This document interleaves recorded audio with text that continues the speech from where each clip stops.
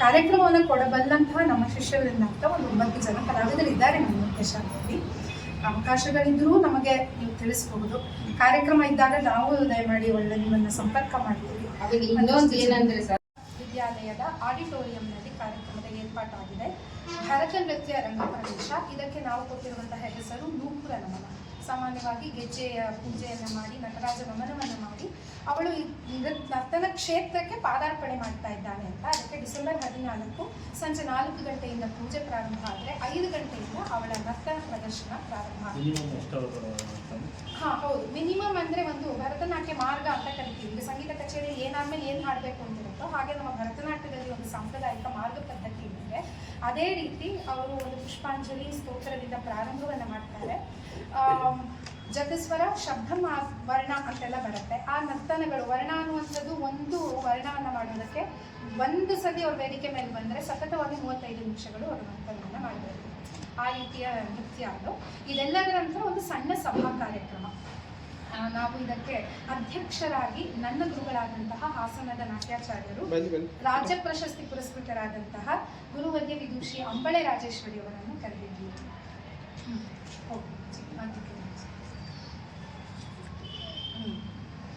ಅವರನ್ನು ನಾವು ಆಹ್ವಾನಿಸಿದ್ದೀವಿ. ಹಾಸನದ ಗುರುಗಳವರು ಸತತವಾಗಿ 40 ವರ್ಷಗಳ ನಾಟ್ಯ ಶಿಕ್ಷಣದ ಒಂದು ಅನುಭವ ಇರುವಂಥವರು. ಅವರು ಬರ್ತಾ ಇದ್ದಾರೆ. ಅಭ್ಯಾಗತ ಮುಖ್ಯಸ್ಥರಾಗಿ ನಮ್ಮ ಕಲ್ಪತರು ವಿದ್ಯಾಸಂಸ್ಥೆ ಕಿತ್ತೂರಿನ ಅಧ್ಯಕ್ಷರಾದಂತಹ ಶ್ರೀಯುತ PK ತಿಪ್ಪೇರಿ ರುದ್ರಪ್ಪನವರಿದ್ದಾರೆ. ಆ ಸಭಾ ಕಾರ್ಯಕ್ರಮದಲ್ಲಿ ನಾನು ಗುರು ಶ್ರೀಮತಿ ಸೋಮಶೇಷಕಂಠ ಅವರ ಉಪಸ್ಥಿತಿ ಇರುತ್ತೆ. ಇದು ಸಭಾ ಕಾರ್ಯಕ್ರಮದ ನಂತರದಲ್ಲಿ ಮತ್ತೆ ಉತ್ತರಾರ್ಧ ಸೆಕೆಂಡ್ ಹಾಫ್ ನರ್ತನ ಇರುತ್ತೆ. ಇದಿಷ್ಟು ಅಂದಿನ ಕಾರ್ಯಕ್ರಮದ ಪ್ರಾರಂಭ ಆಗಿದ್ದು ಶ್ರೀ ನೃತ್ಯ ಶಾಲೆ ಅಂತ ಮುಖ್ಯವಾಗಿ ನಾವು ಪ್ರಾರಂಭ ಮಾಡಿದ್ದು 2017ನೇ ಇಸ್ವಿಯಲ್ಲಿ ಪ್ರಾರಂಭ ಆಯಿತು. ಸುಮಾರು ಒಂದು 25ರಿಂದ 30 ಮಕ್ಕಳು ಭರತನಾಟ್ಯ ಶಿಕ್ಷಣಕ್ಕೆ ಅಂತ ನಮ್ಮ ಹತ್ರ ಬಂದದ್ದು 2017ರಲ್ಲಿ. ಈಗ ಇನ್ನೇನು ನಾವು 10 ವರ್ಷಕ್ಕೆ ಬರ್ತಾ ಇದ್ದೀವಿ. ಹತ್ತಿರದಲ್ಲಿ ಈ 8 ವರ್ಷಗಳ ಕಲಿಕೆ ಅಧ್ಯಾಪನವನ್ನು ಶ್ರೀ ನೃತ್ಯ ಶಾಲೆ ಸಂಪೂರ್ಣಗೊಳಿಸಿದೆ. ಆ ಹಂತದಲ್ಲಿ ಮೊದಲ ಬ್ಯಾಚ್ನಲ್ಲಿ ಬಂದಂತಹ ವಿದ್ಯಾರ್ಥಿನಿ ನಮ್ರತಾ ಅವರು ಈಗ ಒಂದು ಹಂತದ ಕಲಿಕೆಯನ್ನು ಮುಗಿಸಿ, ನಾವು ಭರತನಾಟ್ಯ ಶಿಕ್ಷಣ ಪದ್ಧತಿಯಲ್ಲಿ ಹೇಗೆ ಅಂದರೆ ಇದು ಪ್ರದರ್ಶನ ಕಲೆ ಆದ್ದರಿಂದ ಹೆಚ್ಚೆಚ್ಚು ಜನ ಆ ಪ್ರದರ್ಶನವನ್ನು ನೋಡುವ ಹಂತಕ್ಕೆ ಒಂದು ವಿದ್ಯಾರ್ಥಿ ಕಲಿಬೇಕು. ಆ ಕಲಿಕಾ ಹಂತ ಮಾತ್ರ ಈವರೆಗೂ ಅವರು ಕಲಿತಿದ್ರು. ಈಗ ಒಂದು ಪ್ರದರ್ಶನವನ್ನು ಕೊಡುವಷ್ಟು ಮಟ್ಟದ ಶಿಕ್ಷಣವನ್ನು ಅವರು ಪೂರೈಸಿರೋದ್ರಿಂದ ಮೊಟ್ಟ ಮೊದಲ ರಂಗಪ್ರವೇಶ ಅಂತ ನಾವು ಸಾಮಾನ್ಯವಾಗಿ ಭರತನಾಟ್ಯ ಶಿಕ್ಷಣ ಪದ್ಧತಿಯಲ್ಲಿ ಕರಿತೀವಿ. ಆ ರಂಗಪ್ರವೇಶವನ್ನು ಅವರು ಈಗ ಮಾಡ್ತಾ ಇದ್ದಾರೆ. ಇದರ ಹೆಚ್ಚುಗಾರಿಕೆ ಅಥವಾ ಏನು ಅಂತ ಅಂದರೆ ಇದು ನಮ್ಮ ತಿಪ್ಟೂರಿನಲ್ಲಿ ಮೊದಲನೇ ಬಾರಿಗೆ ರಂಗಪ್ರವೇಶ ಅನ್ನೋದು ತಿಪ್ಟೂರಿನಲ್ಲಿ ಆಗ್ತಿದೆ. ತಿಪ್ಟೂರಿನ ಅನೇಕ ಕಲಾವಿದರು ರಂಗಪ್ರವೇಶವನ್ನು ಮಾಡಿದ್ದಾರೆ, ಸಾಧನೆ ಮಾಡಿದರು. ತಿಪ್ಟೂರಿನ ಆಚೆ ಬೆಂಗಳೂರಿನಲ್ಲಿ ಇಂಥ ಬೇರೆ ಊರುಗಳಲ್ಲಿ ರಂಗಪ್ರವೇಶವನ್ನು ಮಾಡ್ಕೊಂಡಿದ್ದಾರೆ. ನಮ್ಮ ತಿಪ್ಟೂರಿನಲ್ಲಿ ರಂಗಪ್ರವೇಶ ಮೊದಲ ಬಾರಿಗೆ ನಡೀತಾ ಇದೆ ಅನ್ನೋದು ಮೊದಲನೇ ವಿಚಾರ. ನಮ್ಮ ಶ್ರೀ 14ನೇ ತಾರೀಕು ನಡೀತಾ ಇರುವಂತಹ ಕಾರ್ಯಕ್ರಮಕ್ಕಾಗಿ ಅವರು ಸತತವಾಗಿ 1.5 ವರ್ಷಗಳಿಂದ ಅಭ್ಯಾಸ ಮಾಡ್ತಾ ಇದ್ದಾರೆ. ನಿರಂತರವಾಗಿ ಅವರು ದಿನಕ್ಕೆ 1.5ರಿಂದ 2 ಗಂಟೆಗಳ ಕಾಲ ಸತತವಾಗಿ ನರ್ತನ ಅಭ್ಯಾಸವನ್ನು ಮಾಡಿದರೆ ಆ ಸ್ಟಾಮಿನಾ ಬರುತ್ತೆ ಅವ್ರಿಗೆ ವೇದಿಕೆ ಮೇಲೆ. ಆ ರೀತಿಯ ಸಾಧನೆಯನ್ನು ಸತತವಾಗಿ 1.5 ವರ್ಷಗಳಿಂದ ಮಾಡಿದರೆ 2 ಗಂಟೆಯ ಕಾರ್ಯಕ್ರಮವನ್ನು ಕೊಡೋದಕ್ಕೆ ಒಂದು ಅರ್ಹತೆ ಬರುತ್ತೆ. ಈಗ ನಾವು ನೋಡ್ತಿದ್ದೀವಿ ಇತ್ತೀಚೆಗೆಲ್ಲ ಭರತನಾಟ್ಯ ಅಂದರೆ ಏನು ಅಂತಾರೆ, ಕಾರ್ಡ್ ಅಂತ ಹೇಳಿ 10 ದಿವಸ 12 ದಿವಸ ಅದನ್ನು ನೋಡೋದು ಯಾರು?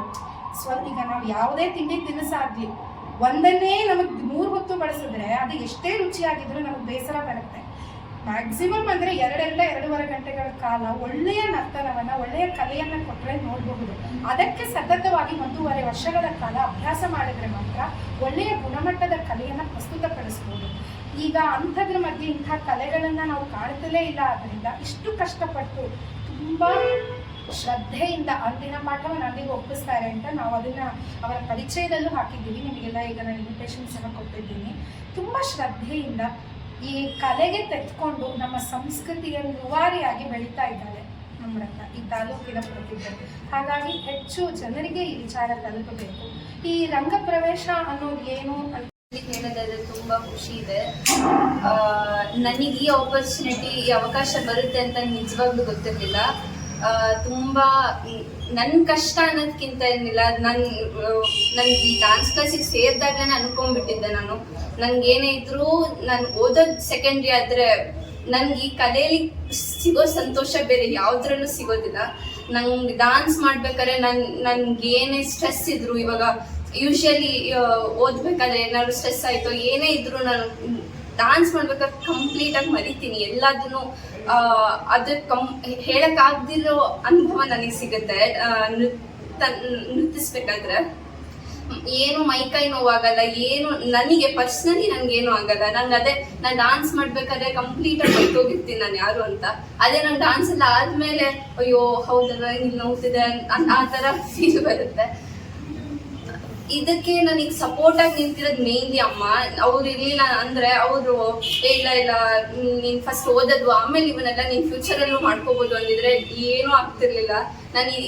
ನನ್ನ ಸ್ಟಡೀಸಲ್ಲೂ ಅಂದ್ರೆ ಕಂಪ್ಲೀಟ್ ಆಗಿ ನಾನು ಇದರಲ್ಲಿ ಇದ್ದಿದ್ರಿಂದ ನಾನು ಅದ್ರ ಸ್ಟಡೀಸ್ ಅಲ್ಲಿ ಫೋಕಸ್ ಮಾಡಕ್ ಆಗ್ತಿರ್ಲಿಲ್ಲ. ನನಗೆ ಮೇನ್ಲಿ ಸ್ಟಡೀಸ್ ಅಲ್ಲಿ ಹೆಲ್ಪ್ ಮಾಡ್ತಿರೋದೇ ನನಗೆ ಡ್ಯಾನ್ಸ್.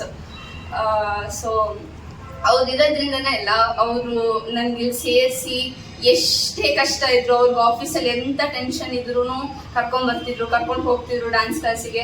ಎಲ್ಲಿದ್ರು ಪ್ರೋಗ್ರಾಮ್ ಎಷ್ಟು ಇದ್ರೂ ನಾನು ಬಿಡಿಸ್ತಿರ್ಲಿಲ್ಲ, ಡ್ಯಾನ್ಸ್ ಕ್ಲಾಸ್ಗೂ ಕರ್ಕೊಂಡ್ಬರ್ತಿದ್ರು.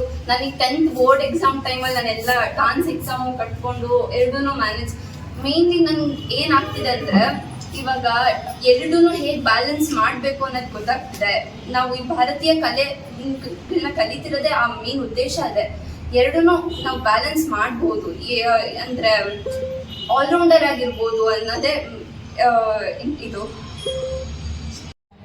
ಇದನ್ನು ಮಾಡಲೇಬೇಕು ಅಂತ ಯಾವುದೇ ರೂಲ್ಸ್ ಇಲ್ಲ. ಅಂದರೆ ಈಗ ಭರತನಾಟ್ಯ ಕಲಿತವ್ರು ಎಲ್ಲರೂ ರಂಗಪ್ರವೇಶ ಮಾಡಬೇಕಾ ಅಂತ ಏನಿಲ್ಲ. ಆದರೆ ಒಂದು ಹಂತದ ಕಲಿಕೆ ಆದಮೇಲೆ ಈಗ ನಾನು ಈ ಮಟ್ಟದ ನರ್ತನವನ್ನು ಮಾಡಬಲ್ಲೆ ಅಂತ ತೋರಿಸ್ಕೊಳ್ಳೋದಕ್ಕೆ ನಮಗೆ ವೇದಿಕೆಯನ್ನು ಮಾಡಿಕೊಳ್ಳೇಬೇಕು.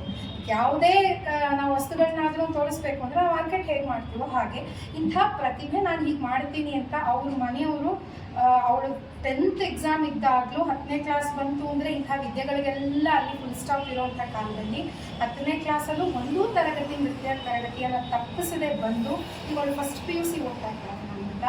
ಅವಳು ಈಗ ಸುಮಾರು ಅವಳ ಮುಖಾಲವಾಸಿಯ ದಿನಚರಿಯಲ್ಲಿ ನೃತ್ಯಕ್ಕೆ ಮೀಸಲಿಟ್ಟು ಮಿಕ್ಕಾಗ ಅವಳ ಶೈಕ್ಷಣಿಕ ಅಭಿವೃದ್ಧಿ ಕಡೆ ಗಮನ ಕೊಟ್ಟು ಮುಂದೆ 2nd PUCನಲ್ಲಿ ನಂತರದಲ್ಲಿ ನಾನು ಅದ್ರ ಬಗ್ಗೆ ಹೆಚ್ಚಿನ ಗಮನ ಕೊಡ್ತೀನಿ, ನನಗಿದು ಮುಖ್ಯ ಅಂತ ಅನ್ನುವ ಅವಳ ನಿರ್ಧಾರಕ್ಕೆ ಬೆನ್ನೆಲುವಾಗಿ ನಿಂತಿರುವಂಥ ಅವಳ ತಂದೆ ತಾಯಿ ಇದೆಲ್ಲದೂ ಗುರುತಿಸಬೇಕು ಜನ. ಯಾಕೆಂದರೆ ಬರೀ ಶೈಕ್ಷಣಿಕವಾಗಿ ಮಕ್ಕಳು ಬೆಳೆದ್ರೆ ಅದು ಸರ್ವತೋಮುಖ ಅಭಿವೃದ್ಧಿ ಆಗಲ್ಲ.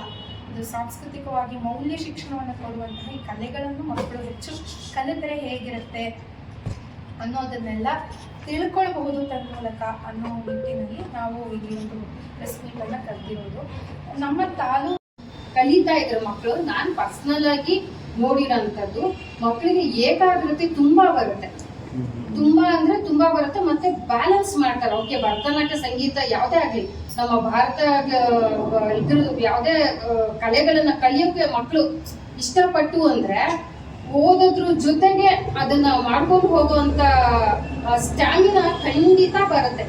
ಅವ್ರಿಗೆ ಇಂಟ್ರೆಸ್ಟ್ ಇರಬೇಕು ಮಕ್ಕಳಿಗೆ. ಅದ್ರಲ್ಲಿ ಬಂತು ಅಂದ್ರೆ ಖಂಡಿತ ಏಕಾಗ್ರತೆ ಅನ್ನೋದು ತುಂಬಾ ಬರುತ್ತೆ. ನಾನು ಅದರಲ್ಲಿ ನಮ್ರತನಲ್ಲಿ ತುಂಬಾ ನೋಡಿದೀನಿ. ನಾವು ಅದು ಏನೇ ಕ್ವಶನ್ಸ್ ಮಾಡ್ಕೊಂಡು ಬಂದ್ರು 8 ಗಂಟೆಗೆ ಮನೆಗೆ ಬಂದ್ರು ಅರ್ಧ ಗಂಟೆ ಊಟ ಮಾಡಿ 10 ನಿಮಿಷ ನಮ್ಮ ಜೊತೆ ಮಾತಾಡಿ ಅಂದಿಂದ ಏನ್ ನಡೆದಿರುತ್ತೆ ಅದಷ್ಟು ನನ್ಗೆ ಒಪ್ಪಿಸ್ತಾಳೆ ಅವಳು.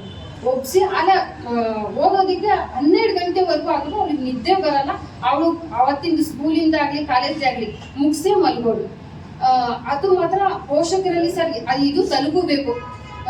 ಇದು ಭರತನಾಟ್ಯವರಲ್ಲೆಲ್ಲ ನಮ್ಮ ಹಿಂದಿನ ಇವೆಲ್ಲ ಕುಮಾರವ್ಯಾಸ ಭಾರತ, ರಾಮಾಯಣ, ಮಹಾಭಾರತದ್ದು ಎಲ್ಲಾ ಇದನ್ನು ಶ್ಲೋಕಗಳಾಗ್ಲಿ ಅದ್ರದ್ದು ಸಾರ ಎಲ್ಲ ಮಕ್ಕಳಿಗೆ ತಲುಪುತ್ತೆ ಅದು. ಸೊ ಅದು ಒಂದು ವಿನಯತೆ ಬರುತ್ತೆ, ಪ್ರೌಢತೆ ಬರುತ್ತೆ. ಆಮೇಲೆ ಹಿರಿಯರಿಗೆ ಯಾವ ತರ ನಾವು ಗೌರವ ಕೊಡಬೇಕು, ಹೊರಗಡೆಯವ್ರಿಗೆ ಜನರಿಗೆ ಯಾವ ತರ ಗೌರವ ಕೊಡಬೇಕು ಅನ್ನೋದು ಇಲ್ಲಿ ನಾನ್ ನೋಡಿದ ಮಟ್ಟಿಗೆ ಈ ಶಾಲೆನಲ್ಲಿ ಶಿಸ್ತುಬದ್ಧಾಗಿ ಕಲಿತಾ ಬರ್ತಾ ಇದ್ದ ಮಕ್ಕಳು 100ಕ್ಕೆ 90 ಮಕ್ಕಳು ಅದನ್ನಂತೂ ಕಲಿತಿದ್ದಾರೆ ಸರ್.